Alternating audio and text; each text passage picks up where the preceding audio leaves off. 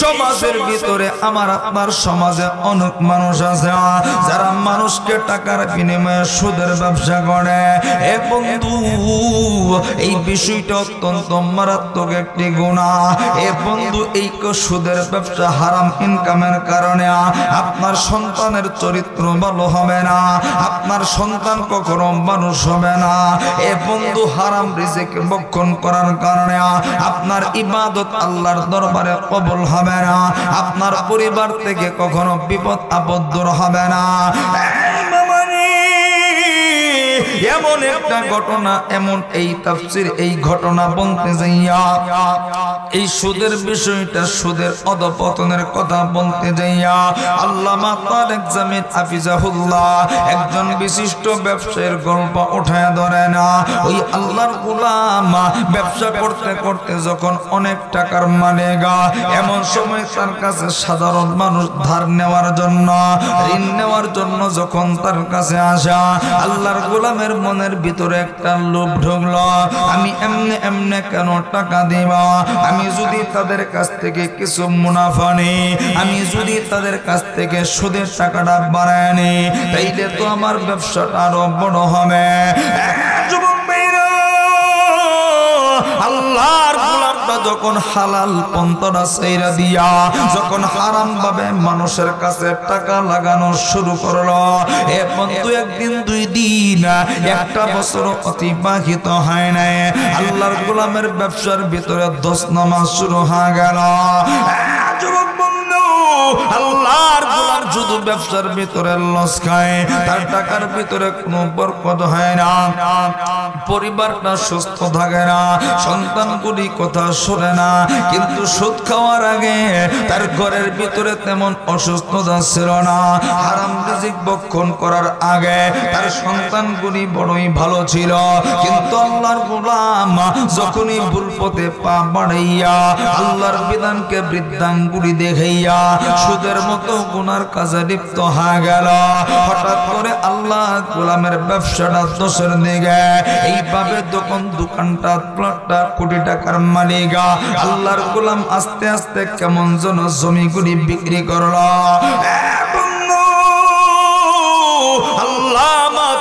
জামিল হাফিজাহুল্লাহ বলেন, আল্লাহর গোলাম তার শহরের জমিগুলি বিক্রি কইরা এরপরে আবার যখন ব্যবসার জন্য মাল ওঠা, এরপরে আবার দ্বিতীয়বার আবার যখন ব্যবসায় লসকা, আল্লাহর গোলাম আবার যখন নিজের বাড়িটা বিক্রি করে, এইভাবে সব কিছু বিক্রি করে দিয়া ব্যবসার জন্য প্রাণ মরণ আপ্রাণ চেষ্টা করে, এরপরেও ব্যবসার ভিতরে কোনো বরকত হয় না।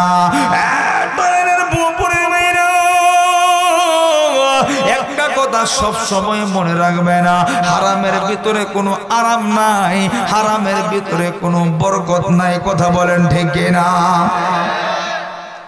যারা দেখবেন সুদ খায় এলাকায়, এদের ঘরে যায় দেখবেন শান্তি নেই, দেখবেন দামি শার্ট পরে আছে কিন্তু শান্তি নেই। আপনার কাছে মনে হয় লোকটা খুব শান্তিতে আছে, দেখবেন এদের সন্তান কথা শুনে না, এদের সন্তান মানুষ হয় না। আপনি হয়তো বা এখন মনে করতেছেন আমার টাকা আছে, খরচ করতে পারি, কিন্তু আসলে আপনার তো আসলেও দীর্ঘদিন হসপিটাল পড়ে থাকার কথা না, কিন্তু ফালায় রাখছে আল্লাহ, যেমনে আনবেন হেমনে যাইব। এজন্য আমরা হারাম থেকে বাঁচব। এলাকার বহু মানুষ আছে এই সুদের সাথে জড়িত, আপনাদের ভুয়া পরে আছে না? বড় লোকের সাথে গরিব মানুষ সুদের সাথে বেশি জড়িত। লাভ নাই তো, আমি যা টাকায় দেখি সুদ দিয়া অটো রিক্সা কিনছে, এই কিস্তি দিতে দিতে তার অটো রিক্সার ম্যাচ শেষ। উন্নতি যে করবো এই সুযোগ আর তার হয় না। কথাটা এমন না? দেখবেন আপনি 1 লাখ টাকা উঠাইছেন সুদে, কয়েকদিন খাওয়ার পরে দেখবেন আর টেহা নাই, এই কিস্তি রানতে রানতে তার 1 বছর জায়গা। এটা একটা তাদের কৌশল, এটা বরকত নাই। এজন্য আমরা এই সুদ থেকে বেঁচে থাকবো ইনশাআল্লাহ। সুদ দিব না, নিব না। কারা কারা রাজি আছেন দেখি তো ইনশাআল্লাহ। যারা আতুডাইতো না এরা জানি কোন গ্রুপের লোক, আল্লাহ জানে। আল্লাহ এই হারাম থেকে বাঁচবার তৌফিক দিও, বলেন আমিন। আর জোরে বলেন আমিন। কিন্তু আফসোসের বিষয় কোনটা জানেননি? আফসোসের বিষয় কোনটা? আমরা সুদখোরের সাথে আত্মীয় করি, অথচ সমাজের সবচেয়ে নিকৃষ্ট মানুষ হলো এটা। আমরা সুদখোরের বাড়িতে দাওয়াত খাই, আফসোসের বিষয় এটা। সুদখোরের ছেলের কাছে মায়া বিয়ে দেই, সুদখোরের মেয়েরে আমার বউ বানাই। এই জন্যই তো খেদমত করে না, খালি জারুলে দৌড়ায়, কথা কয় না। এমন জায়গায় আত্মীয় করবেন যেই ঘরের মেয়ে নামাজ পড়ে, তাদের পরিবারে সুদের কোনো ছোঁয়া নেই। হ্যাঁ, ঠিক কইলে কাম হইব না, মানতে হইব ইনশাআল্লাহ। বেঁচে থাকবো ভাই, সুদখোরের সাথে আমরা চাও খাবো না। এলাকায় সুদ বন্ধ হোক এটা চাই না আমরা, তাদেরকে বয়কট করে চলবো, তাদের সাথে আমাদের কোনো সম্পর্ক না। এটা বড় একটা গুনাহ। তারা উদাহরণ দিতে পারে, হুজুর আরো গুনাহ আছে, থাকুক না, এটা তো মারাত্মক ব্যাধি, এটা হলো ক্যান্সার। এটা কি? সুদ আর একটা হলো নেশা। এই দুটো হইলো সমাজের ক্যান্সার। নেশাখোর কে দিকে আছে? নেশার কারখানায় আমরা করে নিজে বানাইতেছেন ভাতা, গাঁজা ভাতা আসেনি, গাঁজা নাই। ওই দিন কই যান,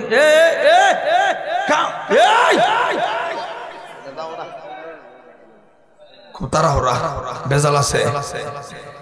ওই দিন কই জানি গেছি, আমার ড্রাইভার বুঝে নিতে হবে, ড্রাইভাররা একটু চালু থাকে না, সব বিষয় তো অভিজ্ঞ আছে। এই দিনাজপুর এক জায়গায় ওয়াজে গেছে, আমি ঘুমাই রয়েছি, ঘুমোতে উঠে ওয়াজ শেষ করার পরে আমার একটু ভাতা এনে দিছে, কাতা ভাতা।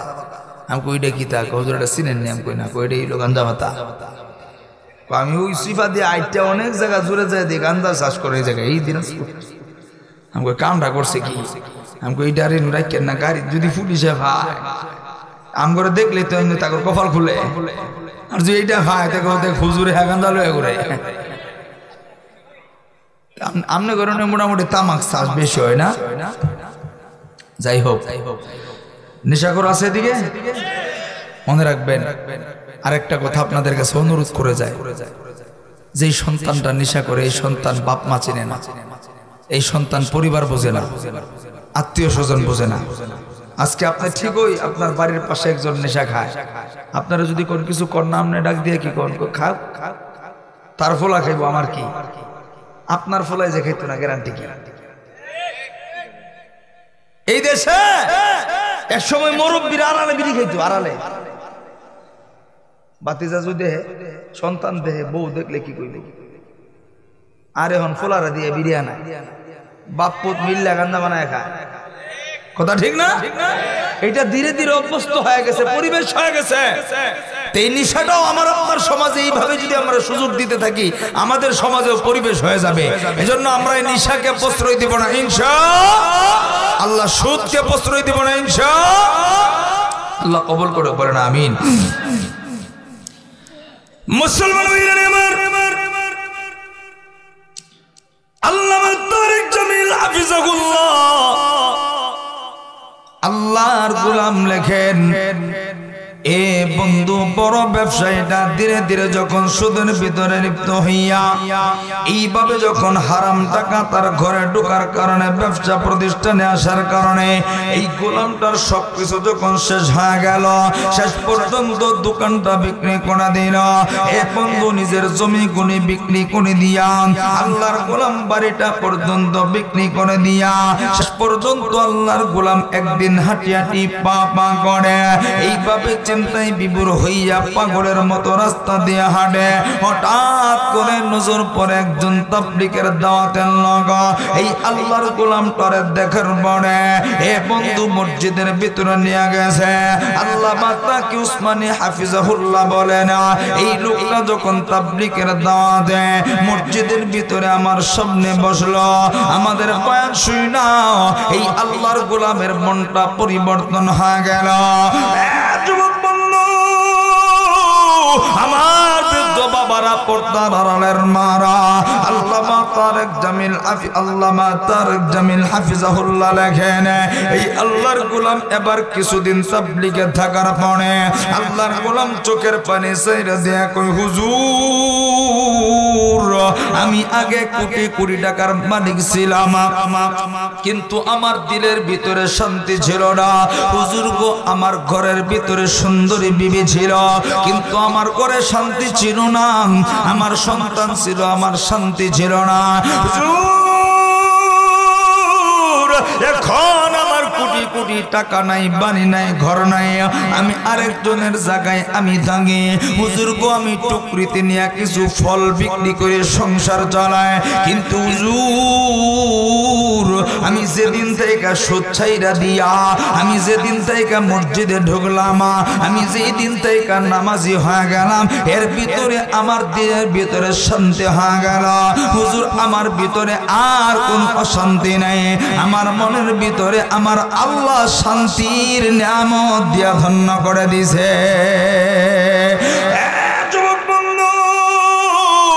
আমার গোপুরের ভাইরা, বাবারা, পর্দার মারা, এজন্য আপনাদের সামনে পায়ের সামনে হাত বাড়ায় বলি, হারামের ভিতরে আরাম নেই।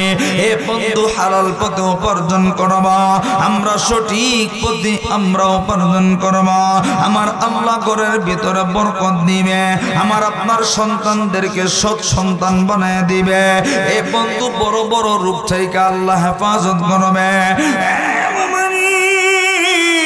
আমরা সুদের গুনাহ থেকে বাঁচবো, হারাম ইনকাম থেকে বাঁচবো, আনুষঙ্গিক গুনাহগুলিও আমরা ছাড়বো।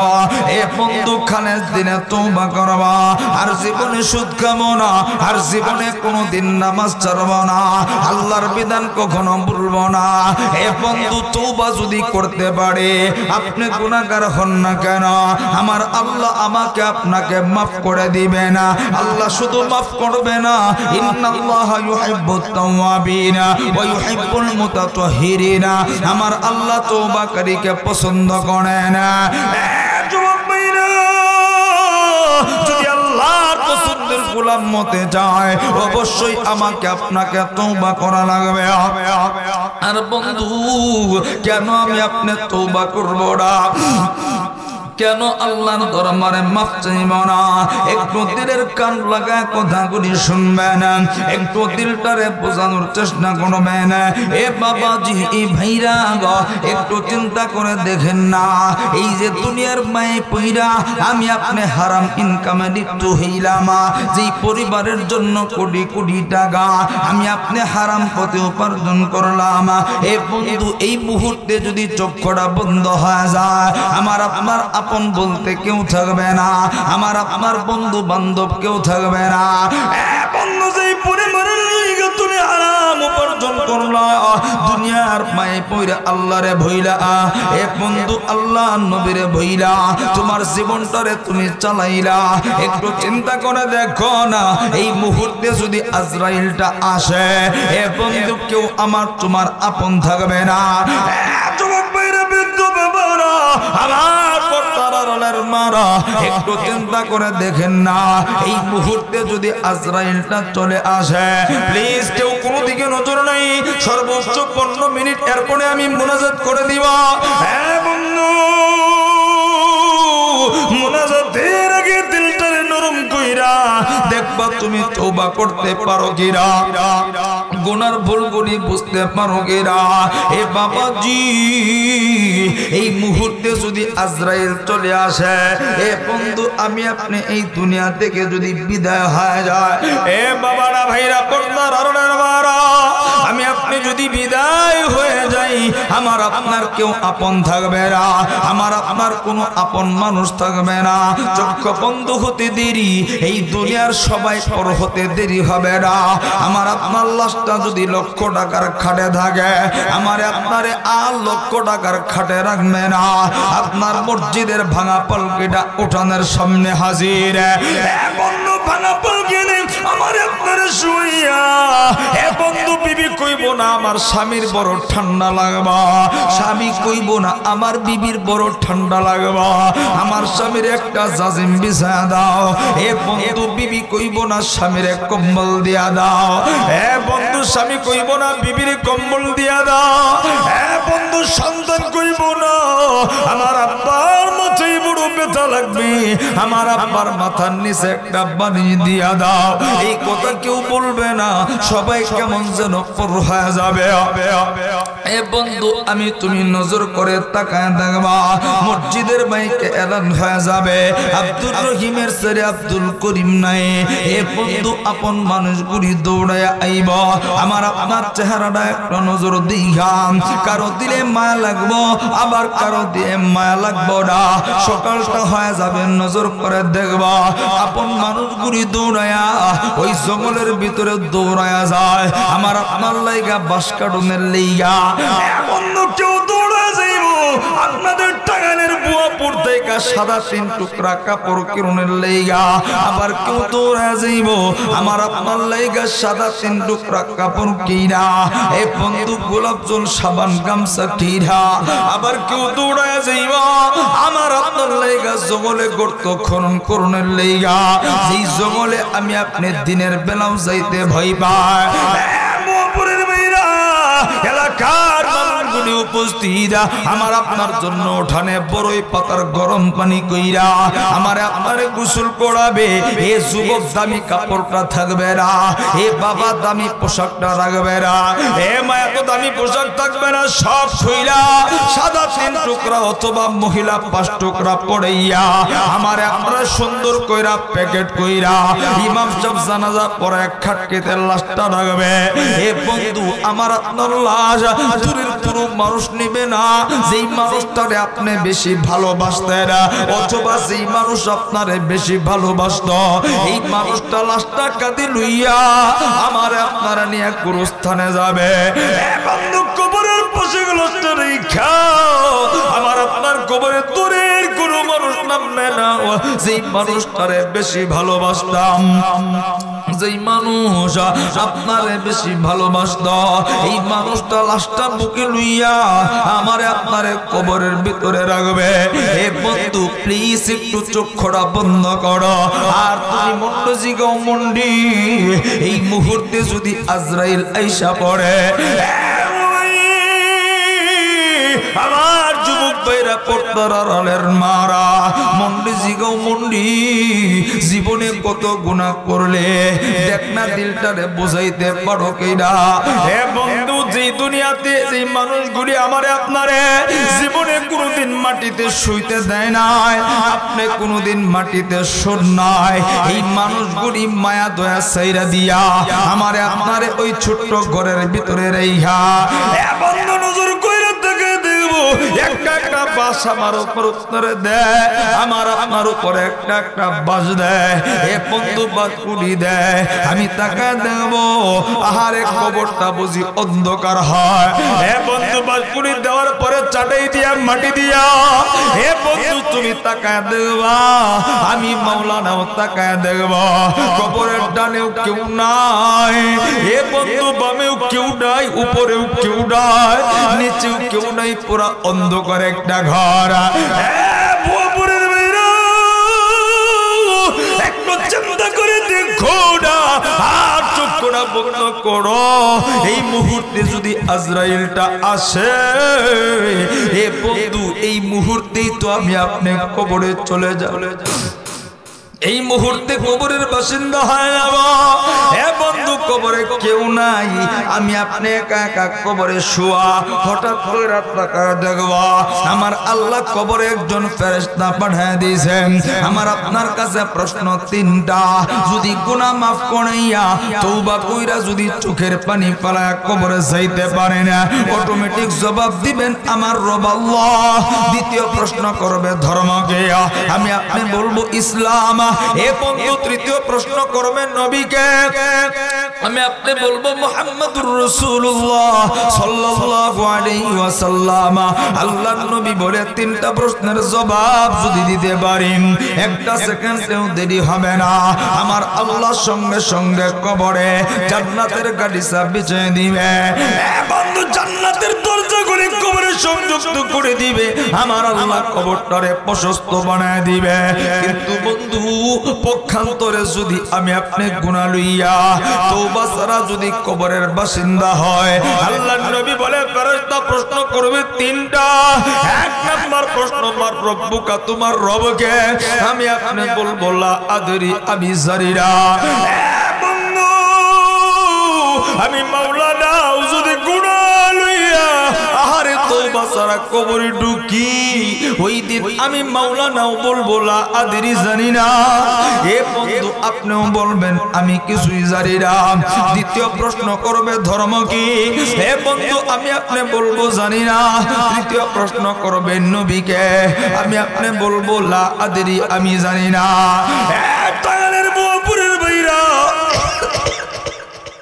আল্লাহ নবী বিশ্ব নবী রাহমাতুল লিল আলামিন বলেন তিনটা প্রশ্নের জবাব দিতে পারবো না যদি আমি আপনি গুনাহগার হইয়া তওবা ছাড়া যদি কবরের ভিতরে ঢুকে। আল্লাহ নবী বলে জবাব দিতে পারবো না। যখনই আমি আপনি জবাব দিতে পারবো না, নবী বলেন একটা সেকেন্ডেও দেরি হবে না, আমার আল্লাহ আমার আপনার কবরের দুই পাশের মাটিটারে পাষাণ বানায়। বোয়াপুরের ভাইরা প্লিজ, কেউ কোনো দিকে নজর নেই, একটু চোখ খোলা বন্ধ করেন আর একটু চিন্তা করেন। মনে করেন আমি আপনি কবরে শুয়ে আছি, দুই পাশের মাটি পাষাণ হইয়া আমার আল্লাহ হুকুম দিবে মাটি রে এই গুনাহগারটা তো তওবা কইরা কবরে আসে নাই, এমন জোরে একটা চাপ দিবি। আমার নবী বলে দুই পাশের মাটিগুলি এমন জোরে একটা চাপ দিবি, এক পাজরের হাড্ডিটা পাইগা চূর্ণ বিচূর্ণ হইয়া আরেক পাজরের ভিতরে ঢুইকা যাবে। এ বন্ধু, কোন দুনিয়ার মায়ে পড়ে আমি আপনি গুনাহ করি? এ বোয়াপুরের বাবারা ভাইরা মারা, আল্লাহ নবী বলে শুধু তাই না, আমার আল্লাহ আমার আপনার কবরে জাহান্নামের সাপগুলি আল্লাহ ঢুকায় দিয়ে। এ বন্ধু, দুনিয়াতে রাস্তায় সাপ দেখলে আমি আপনি ওই রাস্তা দিয়ে যাই না, আমার আপনার ঘরের ভিতরে সাপ থাকলে ওই বিছানায় আমি আপনি ঘুমাই না। এ যুবক ভাইরা, বৃদ্ধরা, আমার একটু ঠান্ডা মাথায় নিজে নিজে একটু চোখ খোলা বন্ধ করে চিন্তা করেন। আহারে, যেই দুনিয়াতে আমি আপনি সাপ দেখলে এত ভয় পাই, যেই দুনিয়াতে ঘরে সাপ থাকলে ঘুমাই না, রাস্তায় সাপ থাকলে ওই রাস্তা দিয়ে আমি আপনি হাইটা যাই না, কিন্তু যখন আমার আপনার গুনার কারণে আমার আল্লাহ আমার আপনার কবরে জাহান্নামের সাপগুলি ঢুকায়। এ টাকারের বুয়াপুরের ভাইরা, আল্লাহর নবী বলে সাপগুলি আমার আপনার পেঁচায়া পেঁচায়া মাটির নিচে কামড়ায় কামড়ায় ডাবাবে। এ বন্ধু, প্রশ্ন করতে পারেন হুজুর গো, আমাদের কি মরণ হবে না? না না, মরণের পর আর কোন মরণ নাই। আরে চিন্তা করেন তাইলে বুঝবেন। আমার নবী যখন কবরের আযাবের বয়ান করতেন, সাহাবীরা পাগলের মতো মাটিতে গোড়াগুড়ি কইরা কান্না করত, কিন্তু আমি আপনি গুনাহ করতে করতে কলিজাটা কানা বানায়া ফেলাইছি, অন্ধকার হয়ে গেছে, আমার আপনার চোখে কোনো পানি আসে না। আল্লাহ নবী বলে সবগুলি মাটির নিচে কামড়ে কামড়ে ডাবাবি। আরে দেহটারে কত যত্ন কইরা লালন পালন করি, ভালো দামি দামি সাবান লাগাই, ভালো ভালো খাবার আমি আপনি খাই, আমি পোশাক পরি, শরীরের ভিতরে ময়লা লাগতে দেই না।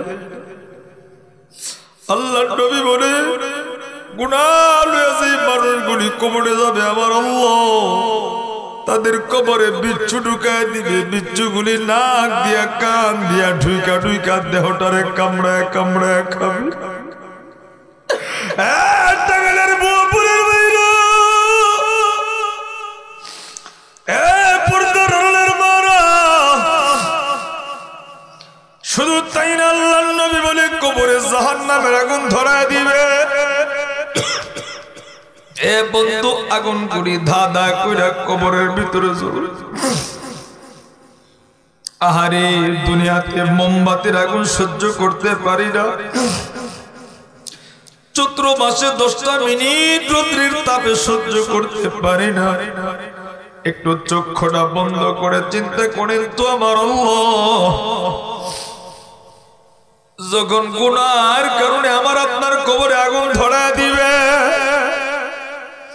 আমার আপনার কবরের অবস্থাটা বড় ভয়ঙ্কর হয়ে যাবে। এ বন্ধু দুনিয়াতে আগুন লাগলে পানি দেওয়ার মানুষ পাওয়া যায়, কিন্তু কবরে আগুন লাগলে বাবাও নেই, মাও নাই, বন্ধু নাই, কেউ নাই।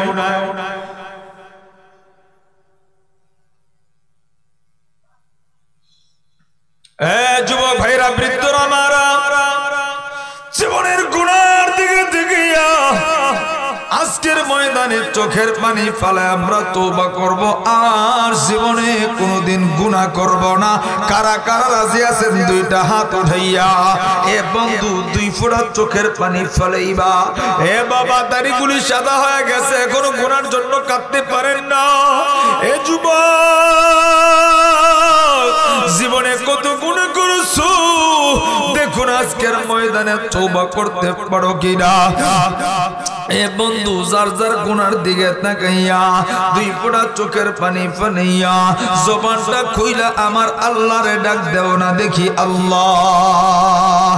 আরো মায়া কইরা ডাক দেও না আল্লাহ, আরো জবান খুইলা ডাক দেও না আল্লাহ।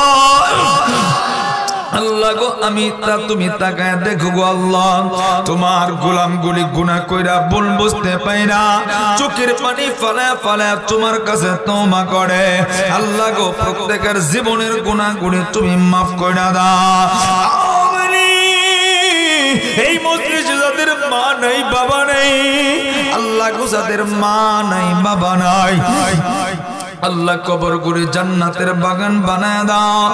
আরশের মাটি যাদের আব্বা আম্মা বাইচা আছে সুস্থতার সাথে নেক হায়াত বানায় দাও। এ যুবক ভাইরা, বৃদ্ধরা, পর্দার আড়ালের মারা বোনেরা, জীবনে কোনোদিন বাপ মারে কষ্ট দিও না। এ বন্ধু এই পৃথিবীতে তোমার সবচেয়ে আপন হইল বাপ মা।